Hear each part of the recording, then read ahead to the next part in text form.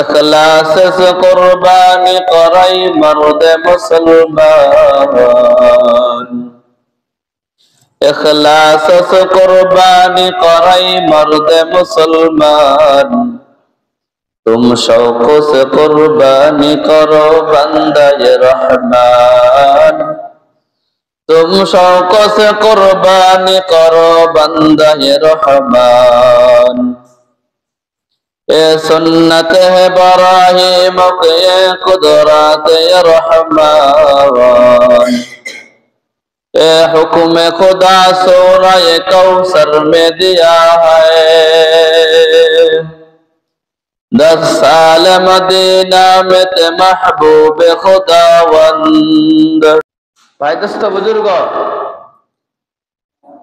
আজকে প্রত্যেক উম্মতের জন্য উচিত ছিল আরাফার দিনে রোজা রাখা ছিল কিনা বলেন সবাই বলেন ছিল কিনা বলেন ফজিলত কি রাসূল করিম সাল্লাল্লাহু আলাইহি সাল্লাম বলেন আরাফার দিন যদি কোনো ব্যক্তি রোজা রাখে আল্লাহ তাআলা পিছনের 1 বছর সামনের 1 বছর গুনাহ আল্লাহ maaf করে দিবেন পিছনেরটা maaf করলো সামনেরটা maaf করবে কিভাবে বল সামনেরটা হয়তোবা আমার দ্বারা কোনো গুনাহ করাবেন না আর না হয়তো গুনাহ হইলে আল্লাহ maaf করে দিবেন এটা ওয়াদা আল্লাহ তাআলার এটা আল্লাহর ওয়াদা তাহলে আজকে তো অফার গেল এই অফার যারা মিস করছেন তারা হতভাগা চরম হতভাগা আজকে চমৎকার একটা অফার আমাদের যাচ্ছে যে রাত গেছে বড় একটা অফারের রাত গেছে রমজানে 21 23 25 27 29 পাঁচটা রাতকে বলা হয় শবে কদরের বেজরের রাত যেকোনো এই পাঁচটা রাতে একটা রাত শবে কদর হবে আমরা কি করি 27 রাতটা ইবাদত করি বেশিরভাগ অনেকে করে পাঁচটা রাত অনেকে করে না কিন্তু রাসূল করিম সাল্লাল্লাহু আলাইহি ওয়াসাল্লাম বলেছেন জিলহজের 1 তারিখ থেকে নিয়ে 9 তারিখ পর্যন্ত প্রত্যেকটা রাতের ইবাদত শবে কদরের ইবাদতের সমতুল্য সুবহানাল্লাহ বলেন নির্দিষ্ট এটা নির্দিষ্ট অনির্দিষ্ট এটা এমন আছে এখানে 60 বছর জিন্দেগিতে ইবাদত করেছে 27 কিন্তু 60 বছর 27 শবে কদর যায় নাই ধরে নিলাম তাহলে কি সে হতভাগা হয়ে গেল না তার তাকদীর শবে কদর পাই নাই কিন্তু রাসূল বলেন জিলহজের 1 তারিখ থেকে নিয়ে 9 তারিখ প্রত্যেকটা 9টা রাত যদি কোনো বান্দা ইবাদত করে 9টা শবে কদর তার আমলনামায় লেখা হবে সুবহানাল্লাহ বলেন একটা শবে কদর হলো 84 বছর 4 মাস চিন্তা করেন 9টা শবে কদর কতদিন হবে আপনার আমার গড় হায়াত 63 এজন্য আমি শুরুতে বলছি আল্লাহ তাআলা আমাদের বিশেষ বিশেষ কিছু দিন দান করেছেন এই দিনের মাধ্যমে আমাদের মর্যাদাকে আল্লাহ তাআলা সমগ্র পয়গম্বরের থেকেও শ্রেষ্ঠত্ব করে দিবেন সুবহানাল্লাহ বলেন তার মানে উম্মতি মুহাম্মাদি জান্নাতে যাওয়ার পরে আদম নবী জান্নাতে যাবে সুবহানাল্লাহ বলবেন না আমরা জান্নাতে যাওয়ার পরে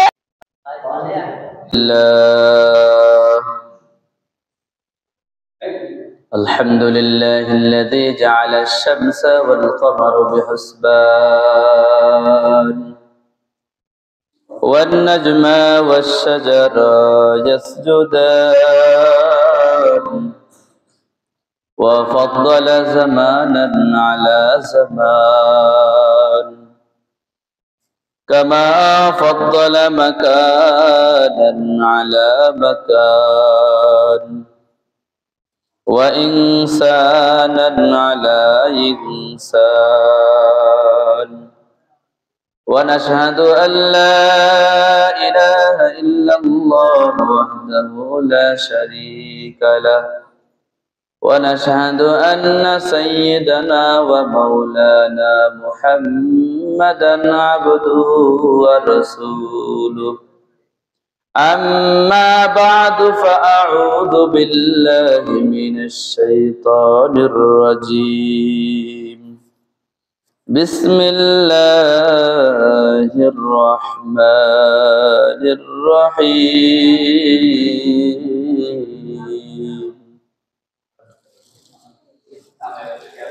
قل إن صلاتي ونسكي ومحياي ومماتي لله رب العالمين.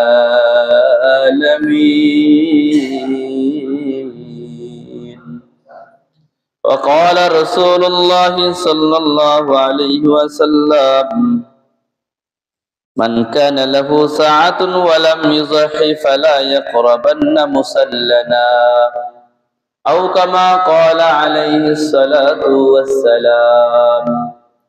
صدق الله مولانا العظيم وصدق رسوله النبي الكريم ونحن على ذلك من الشاهدين والشاكرين والحمد لله رب العالمين.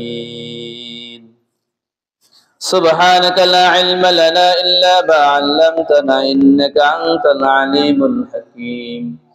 رب اشرح لي صدري ويسر لي أمري واحلل عقدة من لساني يفقه قولي. إن الله وملائكته يصلون على النبي يا أيها الذين آمنوا صلوا عليه وسلموا تسليما. محبت সাথে درود إبراهيم একবার পড়ি। اللهم صل على محمد وعلى آل محمد كما صليت على إبراهيم وعلى آل إبراهيم إنك حميد مجيد. اللهم بارك على محمد وعلى آل محمد كما باركت على إبراهيم وعلى آل إبراهيم إنك حميد مجيد. إخلاص سے قربان قرئی مرد مسلمان إخلاص سے قربان قرئی مرد مسلمان तुम शौक से कुर्बानी करो बंदे रहमान तुम शौक से कुर्बानी करो बंदे रहमान ये सुन्नत है इब्राहीम ये कुदरत ये रहमान ये हुक्म खुदा सूरह कौसर में दिया है 10 साल मदीना में ते महबूब खुदावंद 10 साल मदीना में ते महबूब खुदावंद हर रसूल बराबर किया था आपने कुर्बान हर रसूल बराबर किया था आपने कुर्बान। अल्हम्दुलिल्लाह আল্লাহ রাব্বুল আলামিনের দরবারে অসংখ্য অগণিতবার শুকরিয়া আদায় করছি যে মহান রব্বুল আলামিন আমাদেরকে আরাফার দিন জুমার দিন বড় একটা ভাগ্য আমাদের যে জুমার দিন আবার জুমার দিনটা হলো আরাফার দিন। এই দিনে আমাদেরকে মসজিদে আসার বসার মতো তৌফিক দান করেছেন। তাই আমরা সকলে অন্তর থেকে কালিমাতুশ শুকরিয়া আদায় করি। সকলে বলি আলহামদুলিল্লাহ। আল্লাহ তাআলা আমাদের নসিবটা বড় খুশ নসিব করেছেন যে আজকে জুমার দিন মুমিনের হজের দিন, গরিবের হজের দিন। জিলহজ মাস, হজের মৌসুম চলতেছে বলে এমনি জুমার দিন আবার আজকে আরাফার দিন। রাসূল করিম সাল্লাল্লাহু আলাইহি সাল্লাম বলেছেন আরাফার দিনে বনি আদমের প্রত্যেকটা দোয়া আল্লাহ তাআলা কবুল করে নেন। সুবহানাল্লাহ বলেন। এই আরাফার দিনে অনেক ফজিলত আল্লাহ নবী বলেছেন। উম্মতে মুহাম্মাদীদেরকে আল্লাহ তাআলা নাজাত দেওয়ার জন্য, দামি বানানোর জন্য বিশেষ বিশেষ কিছু দিন আল্লাহ তাআলা দিয়েছেন। এটা শুধুমাত্র আমাদের মর্যাদা বৃদ্ধি করার জন্য। এই নবীর উম্মতের মর্যাদা বৃদ্ধি করার জন্য আল্লাহ তাআলা আমাদেরকে বিশেষ বিশেষ কিছু দিন দিয়েছেন। যেমন মাসের ভিতরে রমজান মাস দামি মাস, সপ্তাহের ভিতরে 7 দিনের ভিতরে জুমার দিন দামি দিন, বছরে 2টা খুশির আনন্দের দিন, দুই ঈদের, ঈদুল ফিতর এবং ঈদুল আজহার দিন, বড় দামি দিন। রাতের ভিতরে সব থেকে দামি রাত হলো শবে কদরের রাত, দুই ঈদের রাত, জিলহজের 9টা রাত, এটা দামি রাত। বলে এই যে বিশেষ বিশেষ যে দিন এবং রাত আল্লাহ তাআলা দান করেছেন, এটা আমাদের মর্যাদা বৃদ্ধি করার জন্য, যে আনেওয়ালা আরো 24,000 পয়গম্বরের উম্মত যেন কিয়ামতের ময়দানে তাদের সামনে আমাদের মাথা উঁচু থাকতে পারে। সুবহানাল্লাহ বলেন। তারা হায়াত পেয়েছে অনেক। নবী নূহ আলাইহিস সালাম 950 বছর দাওয়াত দিয়েছেন, হায়াত আরো বেশি পেয়েছেন। বলে অন্য অন্য পয়গম্বররা বেশি দাওয়াত দিয়েছেন, অনেক হায়াত পেয়েছেন, তাদের উম্মতরা হায়াত পেয়েছেন বেশি। আমাদের হায়াত সীমিত, আমাদের গড় হায়াত 63, গড় হায়াত 63। বলে এই অল্প হায়াতি জিন্দেগিতে আল্লাহ তাআলা আমাদেরকে দামি বানিয়েছেন। আল্লাহ রাব্বুল আলামিন আমাদেরকে যেমন সুন্দর করে সৃষ্টি করেছেন, আমাদের আমলগুলো আল্লাহ তাআলা সুন্দরভাবে আদায় করার জন্য বিশেষ বিশেষ কিছু দিন আল্লাহ তাআলা দিয়েছেন।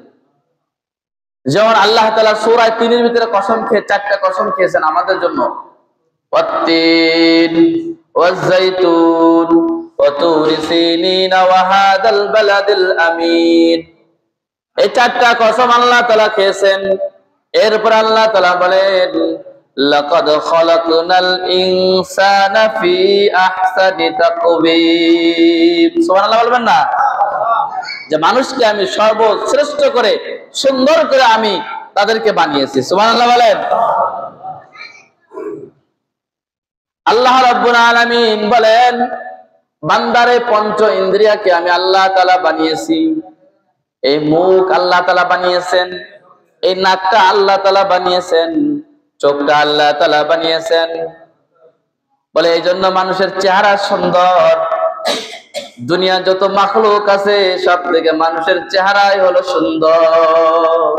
অন্য অন্য অঙ্গের প্রত্যঙ্গের থেকে চেহারা সুন্দর, মানে সৌন্দর্যের ভিতরে চেহারাটাই হলো সুন্দর বেশি। মানুষকে আকৃষ্ট করে চেহারার কারণে। বলে আমরা উম্মত হওয়ার পরে, বিশেষ বিশেষ কিছু দিন পাওয়ার পরেও, বিশেষ বিশেষ কিছু নিয়ামত পাওয়ার পরেও আমরা কি করি? আল্লাহর দেওয়া জবান দিয়ে মিথ্যা বলি, অকথ্য ভাষা কথা বলি। আল্লাহর তৈরি করা জবান দিয়ে আমরা আল্লাহর ব্যাপারে আমরা তহমাত দিই, দ্বীনের ব্যাপারে তহমাত দিই। আল্লাহ দিল, আবার আল্লাহর জন্যই আমি প্রতিঘাত করলাম। ভাই দোস্ত বুজুর্গ, আজকে প্রত্যেক উম্মতের জন্য উচিত ছিল আরাফার দিনে রোজা রাখা। ছিল কিনা বলেন? সবাই বলেন ছিল কিনা বলেন? ফজিলত কি? রাসূল কারীম সাল্লাল্লাহু আলাইহি সাল্লাম বলেন, আরাফার দিন যদি কোনো ব্যক্তি রোজা রাখে, আল্লাহ তাআলা পিছনের 1 বছর, সামনের 1 বছর গুনাহ আল্লাহ মাফ করে দিবেন। পিছনেরটা মাফ করলো, সামনেরটা মাফ করবে কিভাবে? বল সামনেরটা হয়তোবা আমার দ্বারা কোনো গুনাহ করাবেন না, আর না হয়তো গুনাহ হইলে আল্লাহ মাফ করে দিবেন। এটা ওয়াদা আল্লাহ তাআলার, এটা আল্লাহর ওয়াদা। তাহলে আজকে একটা অফার গেল, এই অফার যারা মিস করছেন তারা হতভাগা, চরম হতভাগা। আজকে চমৎকার একটা অফার আমাদের যাচ্ছে, যে রাত গেছে, বড় একটা অফারের রাত গেছে। রমজানে 21, 23, 25, 27, 29 5টা রাতকে বলা হয় শবে কদরের বেজরের রাত। যে কোনো এই 5টা রাতে একটা রাত শবে কদর হবে। আমরা কি করি? 27 রাতটা ইবাদত করি বেশিরভাগ। অনেকে করে 5টা রাত, অনেকে করে না। কিন্তু রাসূল কারীম সাল্লাল্লাহু আলাইহি ওয়াসাল্লাম বলেছেন, জিলহজের 1 তারিখ থেকে নিয়ে 9 তারিখ পর্যন্ত প্রত্যেকটা রাতের ইবাদত শবে কদরের ইবাদতের সমতুল্য। সুবহানাল্লাহ বলেন।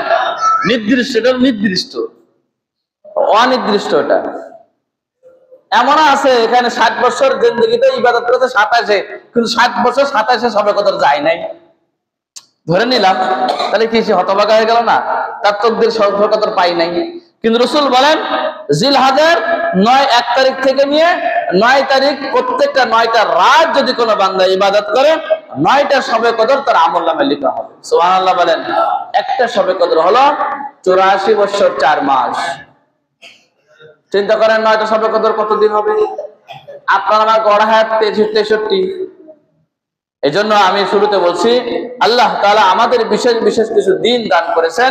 এই দিনের মাধ্যমে আমাদের মর্যাদাকে আল্লাহ তাআলা সমগ্র পয়গম্বরের থেকেও শ্রেষ্ঠত্ব করে দিবেন। সুবহানাল্লাহ বলেন। তার মানে উম্মতি মুহাম্মাদি জান্নাতে যাওয়ার পরে আদম নবী জান্নাতে যাবে। সুবহানাল্লাহ বলবেন না? আমরা জান্নাতে যাওয়ার পরে আদম আলাইহিস সালাম জান্নাতে যাবে। আমরা জান্নাতে যাওয়ার পরে মূসা আলাইহিস সালাম জান্নাতে যাবে। আমরা জান্নাতে যাওয়ার পরে ঈসা আলাইহিস সালাম জান্নাতে যাবে। আমরা জান্নাতে যাওয়ার পরে জাকারিয়া আলাইহিস সালাম জান্নাতে যাবেন। অন্যান্য পয়গম্বর যত পয়গম্বর আল্লাহ দুনিয়াতে পাঠিয়েছেন আমরা যাওয়ার পরেই তারা যাবে। সুবহানাল্লাহ বলবেন না? তাহলে আমাদের শ্রেষ্ঠত্ব কোথায়? সর্বোচ্চ মাকামে, সর্বোচ্চ শিখরে আমাদের শ্রেষ্ঠত্ব। আমরা কিন্তু আমাদের মূল্য বুঝি না। আমরা আছি টেনশনে, কালকে কুরবানি গোশত বন্টন হবে, কি ভাগ পাবো কি পাবো না, এই টেনশন। আর যে বেচারা কুরবানি দিচ্ছে তার টেনশন কি, আত্মীয় স্বজন কয়জন আছে আজকে রাতে তার ঘুম হবে না। আজকে লিস্ট করবে, মঙ্গলবারে প্যাকেট কিনেছে, ফ্রিজ ধোবে, তাই 250 গ্রাম প্যাকেট নিয়ে আইছে, কয় পিস গুনিছে বাড়ি এসে যে কয় পিস হয়েছে, তাহলে কতটুকু করে রাখা দেয়। আগে গবেষণা করে গেছে, আধা কেজির প্যাকেট আনবো না 1 কেজির প্যাকেট আনবো, স্ত্রীর সাথে গবেষণা করে গেছে। এখন বাড়ি এসে আজকে শুধু লিস্ট করবে, আত্মীয় স্বজন লিস্ট, অমুক তমুক অমুক ফুফুর 2টো ছেলে আছে, আমার মামাতো ভাই আছে, খালাতো ভাই আছে, কুরবানি করতেছে উনি। কি হয়েছে?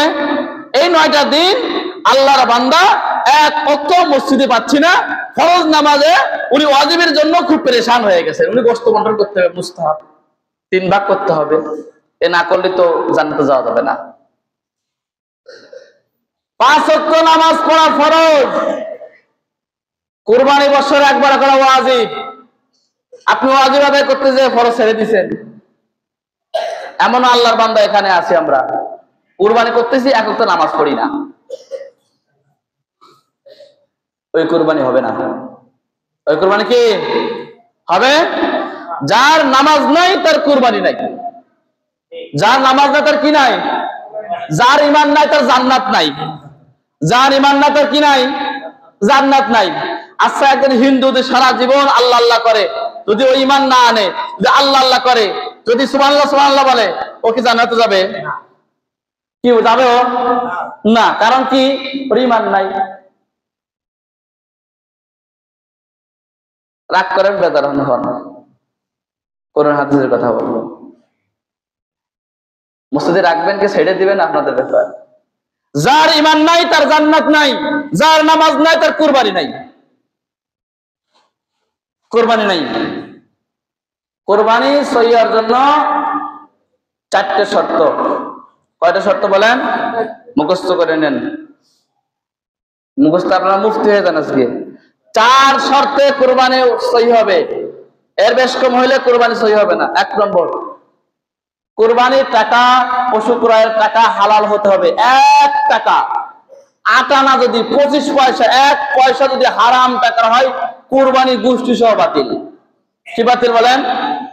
7 ভাগে বাতিল।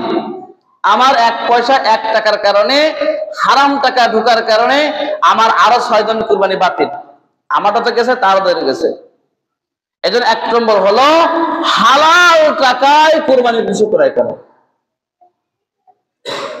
বলবেন হুজুর অন্য 6 ভাগে না নিলে তো হচ্ছে না, এত সমস্যা তো জানি, তারপর তো নিতে হচ্ছে।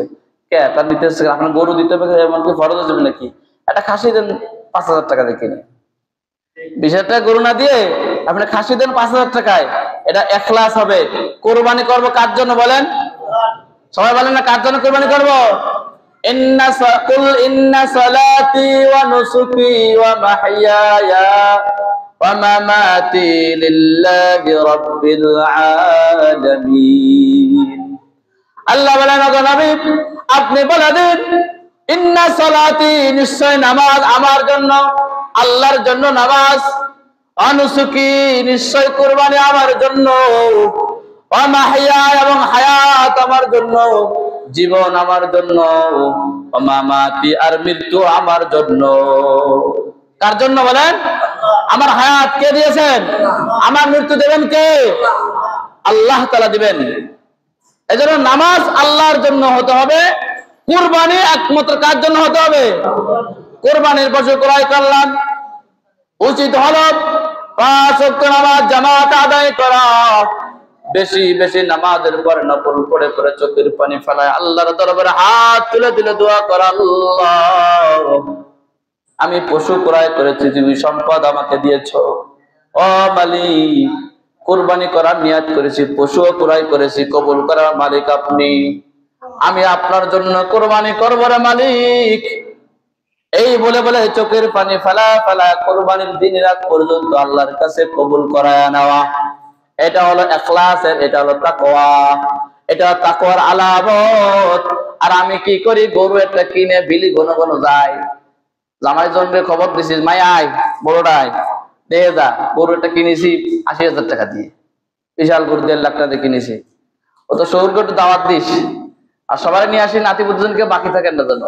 উনি কুরবানি করতেছেন, কে এসে আসর আজান, কে এসে আসর আজান চার দোকানে বসে রয়েছে, মাগরিবেও বসে রয়েছে, ঈশাও বসে রয়েছে, দুদু ঈশার সময় উনি চার দোকানে ওই সিট সেরে তারপরে আসছে, যাত্রা আনার পরে উনি কুরবানি করতেছেন। এই কুরবানি হবে? বলেন নিয়াতের ভিতরে গলদ আছে, নিয়াত শুদ্ধ করতে হবে, নয়তো কুরবানি বলে গোশত আপনার বাড়ি যাবে, মাগার কুরবানি রবের কাছে যাবে না। গোশত আপনার বাড়ি পৌঁছাইতে পারে, গোশত আপনার ফ্রিজে পৌঁছাইতে পারে, গোশত আপনার কড়াই জ্বলতে পারে, মাগার আল্লাহর দরবারে কুরবানি পৌঁছাইতে পারে না। আল্লাহর দরবারে কুরবানি পৌঁছাইতে গেলে ইখলাস শর্ত, তাকওয়া শর্ত, আল্লাহর ভয় শর্ত। আল্লাহর ভয় মানে গরু কিনা না, আল্লাহর ভয় মানে 12 হিসাব করার, পলিথিন কেনার, ফ্রিজ কেনার নাম আল্লাহর ভয় না। আল্লাহর ভয় মানে নামাজ পড়ে পড়ে আল্লাহর দরবারে আমার কুরবানি কবুল করা নেওয়ার নাম হলো আল্লাহর ভয়। কি ঠিক না বলেন? এটাই বল, ঈদের দিন আমার গরু জবাই হচ্ছে,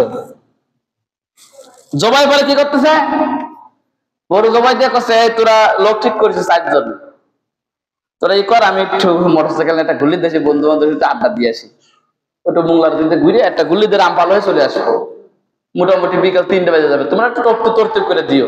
উনি কুরবানি করে গেছেন। এরপরে কি করছেন, কুরবানির দিন কি বাস বেহায়া বেলাল্লাপনা, এরপরে টিভি নাট্যকি সিনেমা মুভি এইগুলো নিয়ে ব্যস্ত আছে। কুরবানি গোশত কাছে টিভি ছেড়ে দিয়ে একটা ছবি হচ্ছে ভালো সুন্দর, একটা ডয়ের ছবি হচ্ছে, উনি কুরবানি গোশত এক বাটি নিয়ে বসে বসে খাচ্ছে, আর ওই গোশত ওই টিভি দেখতেছে। আহারে, ওর সাথে কুরবানি, এই কুরবানি আল্লাহর দরবারে কবুল হবে না। গুনার সাথে কুরবানির সাথে সম্পর্ক নাই, কুরবানির সাথে আল্লাহর ইবাদতের সম্পর্ক। কি আল্লাহর ইবাদতের সাথে কুরবানির সম্পর্ক, গুনার সাথে আল্লাহর কুরবানির সাথে কোনো সম্পর্ক নাই। স্পষ্ট কথা। কুরবানি এত সাধারণ কোনো বিষয় না, কুরবানি এটা ইবাদত, এটা আনন্দের কোনো বিষয় না। কুরবানিটা কি বলেন? ইবাদত। নামাজ কি? ইবাদত। রোজা কি? ইবাদত। কুরবানিও ঠিক ইবাদত, কুরবানি ঠিক ইবাদত। তাহলে কুরবানি সহি হওয়ার জন্য 4টি শর্ত। 1 নম্বর, হালাল টাকায় হালাল পশু হতে হবে, হালাল টাকা হতে হবে। 2 নম্বর, নিয়াত শুদ্ধ থাকতে হবে। নিয়াত কি থাকতে হবে? শুদ্ধ থাকতে হবে, একদম আল্লাহর জন্য করতেছি আমি। এখন আমরা নিয়াত করি কি, গরু কিনতে গেছি, যাই হিসেব করি বাজারে গোশ কত করে, 6 ভাগে দিচ্ছি, বড় চাচা গোশ কত করে বাজারে, একটা 700 টাকা। গরু দিয়েছে কয় কেজি হতে পারে, কাছে তো মন দিনিক হবে না, দাম কেমন, এবারে দাম দর ঠিক করতেছে। তা 3 মন হিসেব করেছে মোবাইলে ক্যালকুলেটরে, 700 গুণ 3 গুণ 3 এ 4 বার 120 কেজি, 120 কেজি গুণ 700 কত পড়ে, এবার হিসেব করে ভাই গরু কত, ও কাছে গরু হলো 1,10,000। কত না 10 না 90 হলে কিনতে পারি, কারণ ওনার পথটা হলো 90, 700 করে হিসাব করেছে, ওনার পথটা হলো 90 করে, মানে উনি 90 করে হিসাব করতেছে। ভাই 90 বেশি আমি পাচ্ছি না, আমাকে 6 ভাগে 90,000 দিবেন, দিলে নেবো, না দিলে টাকা বাজারে যাবো, না ফয়লা বাজারে যাবো, না মোংলায় যাবো, না বাইজা বাজারে ওই ইন্দু ফাড়ায় যাবো কিনতে। ওনার 90 নিচে উপরে যাবে না, কারণ উনি ওই 700 টাকা করেছে। এর নাম কুরবানি না। এর নাম কি না? এটা নিয়াত শুদ্ধ না। কুরবানির জন্য গোশত ওজন করে মেপে অনুমান করে পশু ক্রয় করা জায়েজ নাই। কি নাই? জায়েজ নাই। পশু পছন্দ করে সুন্দর হৃষ্ট পুষ্ট সুন্দর তরুতাজা একটা পশু ক্রয় করে কুরবানি করা শর্ত। আপনি গেছেন গোশত হিসেব করে, এরপরে কে গরু কিনে এসে 3 ডে মেম্বার গরু কিনেছে, ও কাবু, ও ভত্তা করিনি, কি হয়েছে ইমাম সাহেবটা ভত্তা করিছে, ও চৈদারটা গেছে কা, ও লস, ও 20,000 টাকা কিনে দিতে পারি। এই ধরনের কথা হচ্ছে কোরবানির সাথে চলবে না। কোরবানির পশু আমার পছন্দ হয়েছে, 1 লাখ হোক আর 10,000 হোক, পছন্দ হয়েছে, বাস আমার মালিকের সাথে দাম দরে সে চাইছে, তার চাহিদা বেশি, তার সাথে আমার দাম দরে আমার পোষায় গেছে, বাস আমি নিয়ে চলে আসছি। লস হোক লাভ হোক, হোক যাক, গোশত শর্ত না। কুরবানি হলো আল্লাহ হুকুম করেছেন আমি কুরবানি করব, এটাই শর্ত। সুবহানাল্লাহ বলেন। কিয়ামতের ময়দানে বান্দার কুরবানির পশুর বলে খুর, পশম এবং শিং, এই 3টা জিনিস মিজানের পাল্লায় ওজন করা হবে। মিজানের পাল্লায় কেন তোলা হবে? কিয়ামতের ময়দানে কেন তোলা হবে? এই জন্য তোলা হবে, আল্লাহর দরবারে এটা আলামত যে আল্লাহ হুকুম করেছিল, বান্দা কুরবানি করেছিল, আল্লাহ তাআলা ওই আলামত থেকে বান্দাকে জান্নাতে পৌঁছায় দিবে। সুবহানাল্লাহ বলেন। বান্দাকে জান্নাতে দেওয়ার এটা ওসিলা। 3 নম্বর শর্ত হলো কুরবানির পশু শরীয়ত সম্মত জবাই করতে হবে। যে কোনো ব্যক্তি জবাই করলে জবাই হয়ে যাবে, কিন্তু শরীয়ত সম্মত জবাই আছে। আমরা কি করি? কুরবানির পশু যখন জবাই করার আগে ইমাম সাহেবের কাছে লিস্ট দিয়ে একটা লিস্ট ধরায় দেয়, মৃত মোকালি, তারপর জীবিত মোকালি, তারপর অসুস্থ মোকালি, সুস্থ মোকালি, এই একটা লিস্ট দিয়ে একটা লিস্ট ধরা দেয়। হুজুর এই পড়েন, পড়ে মন্ত্র যা আছে পড়ে তারা জবাই দেন না।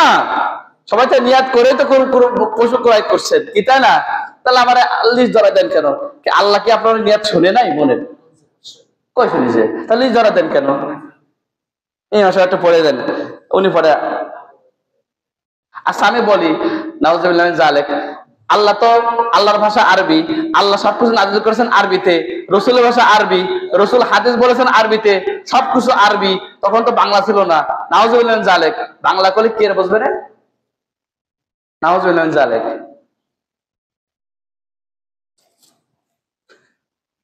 নাম দিবেন সব আরবিতে, কি দিবেন? আরবিতে দিবেন। এজন্য জবাই করতে গেলে দোয়া শর্ত না, মুস্তাহাব, সুন্নাত। বাকি বিসমিল্লাহ আল্লাহু আকবার বলা এটা শর্ত। কুরবানি পশু হালাল হওয়ার জন্য শর্ত হলো বিসমিল্লাহ পড়া। বিসমিল্লাহ পড়ে 4টি রগ কাটা, খাদ্যনালী, শ্বাসনালী, 2 রক্তনালী। খাদ্যনালী, শ্বাসনালী, 2 রক্তনালী, এই 4টা রগ কাটলে জবাই হয়ে যাবে। এরপর আমরা কি করি? হুজুর জবাই দেওয়ার পর আমরা চিন্তা করি কষাইটা যা থাকে আশেপাশে, জবাই হইলে ছুরি দিয়ে গলার মধ্যে আরো খানিকক্ষণ মুতোই ইকটি করে টরে ওইটা আরো ছাড়ায়। হ্যাঁ, জানো না যে কতটুকু কাটলে কোরবানি মানে পশুর জবাই হয়ে যায়, এবং পরে ওইগুলো কাটলে মাকরু হয়, এবং ওইগুলো না কাটলে গরু আস্তে আস্তে সে মারা যাবে, এটাও সে বুঝতেছে। ও দ্রুত মেরে ফেলাবে। মরার আগে কি করে দেয়? পশুর রক কেটে দেয়, প্রত্যেকটা পার গিরে রক কেটে দেয়। এগুলো মাকরু, কাটা যাবে না। এজন্য দিনদার মুত্তাকি একজনের দিয়ে কুরবানির পশু জবাই করা, পারলে নিজে জবাই করা। নিজে তো দিনদার, আলহামদুলিল্লাহ, এখন তো নামাজ পড়িনি, কি তাই না? দিনদার দিয়ে একজন তো জবাই করে দেবেন। এরপরে কুরবানির গোশত। কুরবানির গোশত হলো কুরবানির গোশতের বিনিময়, মানে কোন কাজের পারিশ্রমিক বিনিময়ে গোশত দেওয়া জায়েজ নাই। পারিশ্রমিক বিনিময়ে গোশত যে কি নাই, আপনার মনে করেন আমার বাড়ি 3 জন লোক খাটতেছে, গোশত বানাচ্ছে, চামড়া ছেলছে, এখন সবার শেষে কি করছে, আমরা ওই 2 কেজি করে গোশত দিয়ে দিচ্ছি, 3 জনে 6 কেজি দিয়ে দিছি। এটা না জায়েজ। আমার কুরবানি হারাম, বাতিল হয়ে যাবে। আর কুরবানি কি হয়ে যাবে? বাতিল হয়ে যাবে। কি করতে হবে? বলে আগে ওদের টাকা দিতে হবে। ওকে চুক্তি করতে হবে, ভাই 3 জন যে আমার কোরবানি পশু বানাই দিবেন, আপনাদের আমি 500 টাকা দিব, বাস 200 টাকা করে 600 টাকা দিব। ঠিক আছে, চুক্তিতে কাজ করতেছে। এরপর আপনার ভাগের থেকে আপনি খুশি হয়ে তাদেরকে দিবেন, হাদিয়া দিবেন, খাওয়ার জন্য দিবেন। ওটা বিনিময় হলো না, কারণ আপনি 200 টাকা চুক্তি করছেন তার আগে, সে আপনার পারিশ্রমিক কাজ করবে, এই শর্তে জায়েজ আছে। এরপর আমরা কি করি, কুরবানির গোশত আমরা 3 ভাগ করি, এটা মুস্তাহাব, এটা ভালো। আমরা নিজের জন্য 1 ভাগ রাখি, আত্মীয়স্বজনের জন্য 1 ভাগ দিই, আর 1 ভাগ গরিবের জন্য। আমাদের এখানে সিস্টেম কি, যে সবার গোশত এক জায়গায় আসে, আসার পরে মসজিদের যে মুসাল্লিদের লিস্ট আছে, এই লিস্ট অনুযায়ী বন্টন করা হয়। এটা তাহলে সবাই প্রত্যেকটা ঘরে ঘরে পেয়ে দেয়, কারণ প্রত্যেকটা ঘরে ঘরে লোকই মুসাল্লি। যদি মুসাল্লি না আসে, মুসাল্লি হয়ে যাবে কি, ভালো না মুসাল্লি হওয়া? ভালো তো, তাহলে মসজিদের থেকে সে অনেক আখিরাতের জিনিস পাবে। তার মানে কি, একজন মুসাল্লি, তখন সবাই তার প্রতি অন্য মুসাল্লি তার প্রতি থাকবে, সে অসুস্থ থাকলে খোঁজ নেবে, মারা গেলে সবাই জানাজা যাবে, ও তো আল মুসাল্লি না, এইটা কথা বলে ফেলায়। এজন্য মুসাল্লি হওয়া ভালো। মসজিদের সাথে আল্লাহর ঘরের সাথে সম্পর্ক রাখা, এর মতো ভাগ্যশীল আর কে আছে পৃথিবীতে? আল্লাহর ঘরের সাথে সম্পর্ক যার আছে সে তো ভালো ভাগ্যবান, কারণ এই ঘর সম্পর্কে আল্লাহ নবী বলেছেন, আবগাদুল বিলাদি ইলাল্লাহি মাসাজিদুহা ওয়া আবগাদুল বিলাদি ইলাল্লাহি আসওয়াকুহা। আল্লাহর নিকটে মসজিদ হলো সবথেকে উত্তম জায়গা, নিরাপদ জায়গা, পছন্দনীয় জায়গা, আর বাজার হলো নিকৃষ্ট জায়গা। আমাদের সম্পর্ক বাজারের সাথে, বুড়িডাবুর আর ওই মোড়ে মোড়ে দোকানের সাথে, আর আমাদের মসজিদের সম্পর্ক নাই। আমরা প্রতিদিন বেতন দিয়ে আসি বুড়িডাবুরি চার দোকানে 50-60 টাকা করে, মাগার মাস গেলে মসজিদের 50 টাকা বেতন দিতে আমাদের সম্পর্ক ছিন্ন হয়ে যায়। এই হলো মুসলমান ইমানদার। মারা গেলে তো টুপি দাড়িওয়ালা মুসল্লি আপনার জানাজা দাঁড়াবে, চার দোকানে হিন্দু আর খ্রিস্টান ওরা আপনার মরে গেলে জানাজা দাঁড়াতে পারবে না, চার দোকানদারও আসবে না আপনার জানাজায়। আজকে মোড়ে মোড়ে বসে বসে ইমাম সাহেবের নিয়ে গবেষণা করি আমরা।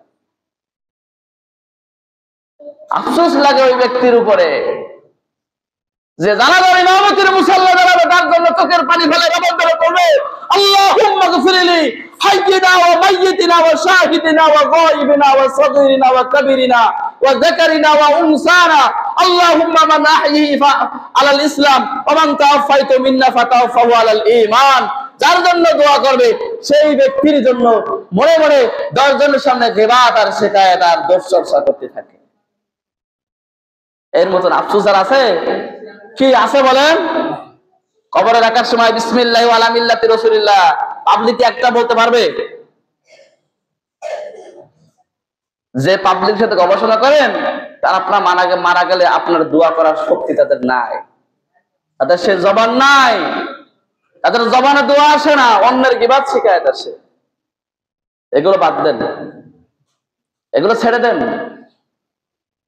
ভালো পথে আসেন, নেকের পথে আসেন। করোনা শুরু হয়ে গেছে অলরেডি, আবার বাংলাদেশে প্রতিদিন 10 জন 15 জন করোনা ধরা পড়তেছে না। কি আপনার খবর পাচ্ছেন না? যাতে নীরবে আছেন। মসজিদে আসার কথা ছিল তো গত বছর 19 সালের মতো, দরজা দিলাম ভাঙিয়ে ছিঁড়ে মসজিদ চলে আইছি।